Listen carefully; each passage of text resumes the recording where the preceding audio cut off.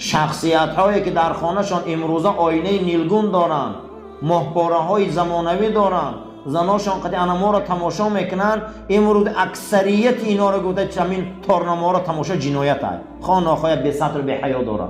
اینا امامتی نکنن مردم ده، برای که امام باید نمونه باشه. شب قدر در بیخ کعبه دستا را میبردارن، 2 ساعت دعا میکنه امام حرم، اما یک دونه میشه 2 ساعت گریه کرده دعا میکنه خدا زن اسرائیل، خدا زن اسرائیل، خدا کنه ظالما را. اگر نگاه میکنی که بابا زیادتر میزنه فلسطینا. برای چی؟ برای آنکه اینها را درون خانه هاشون بزیبه. اینا اون امامایی نیستن که از قفاشون حتی که حضرت عمر پیش یک جوان میبیا میگه میخوام که فلانی دختره برای من آساقالی کنی حضرت.